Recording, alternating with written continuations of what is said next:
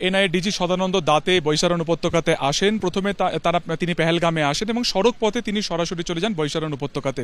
সেখানে ঘুরে দেখেন কোন পথে জঙ্গি এসেছিল, কোন পথে জঙ্গি ফিরে গিয়েছিল, পুরো জায়গাটি একেবারে তিনি পরিমাপ করে দেখেন। তার সাথে তদন্তকারী অফিসার ছিলেন, বাকি অফিসাররা ছিলেন। সেখানে প্রায় 1 ঘন্টা সরেজমিনে ক্ষতি দেখার পরে তিনি সরাসরি চলে আসেন কিন্তু এই 116 নম্বর সিআরপিএফ ক্যাম্পে, যেখানে তুমি দেখতে পাচ্ছ এই মুহূর্তে সিআরপিএফ ডিপ্লয়মেন্ট হয়েছে। সেখানে কড়া নিরাপত্তা রাখা হয়েছে পাহাড়ের ঠিক ওপরের দিকের অংশে।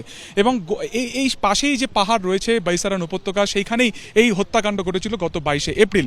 এখনো পর্যন্ত এনআইএ সূত্রে যেটা জানা যাচ্ছে যে গতকালকে তারা 3D ম্যাপিং করেছেন, তার আগে ঘটনা রিকনস্ট্রাকশন করেছেন। গতকালকে যে সূত্র মারফত আমরা জানতে পেরেছিলাম এনআইএ সূত্রে যে এই যে একেবারে হাসিম মুসা ওরফে আসিফ ফৌজি, তিনি সে এবং তার সঙ্গীরা 15ই এপ্রিলই কিন্তু পেহেলগাম পৌঁছে গিয়েছিল।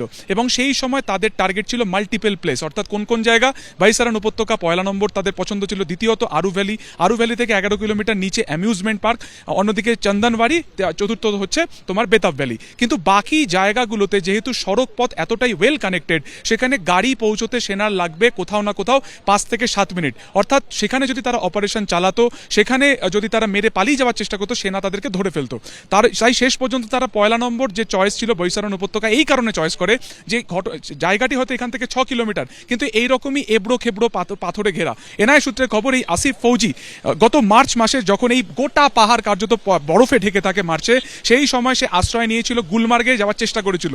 কিন্তু গুলমার্গ উপত্যকাতে 2024-এর অক্টোবর মাসে সেনাবাহিনীর উপর হামলা হয়। তারপর থেকে সেখানে সেনার টহল জোরদার ছিল। তখন সে সিদ্ধান্ত নেয় যে আদিল হোসেনের মারফত সে সোজা চলে যায় অনন্তনাগের একটি জঙ্গলে।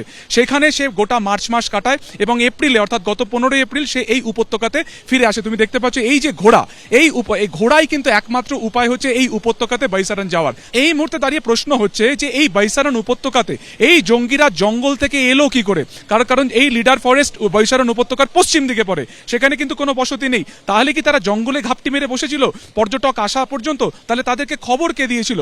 বৈশারণ উপত্যকাতে হামলার সময় প্রায় 400 জন পর্যটক ছিলেন, 400 জন বাকি বাসিন্দারা ছিলেন। তাদের প্রত্যেককে জিজ্ঞাসাবাদ করা হচ্ছে, শতাধিক ব্যক্তিকে আটক করে জিজ্ঞাসাবাদ করা হচ্ছে এইটা জানার জন্য যে এই হামলা চালানোর আগে তারা কোথায় ছিলেন, হামলা চালানোর পরে তারা কোথায় চলে যান এবং সেই সময় তাদের মধ্যে কি কনভারসেশন হয়েছিল, পুরোটা দেখা হচ্ছে।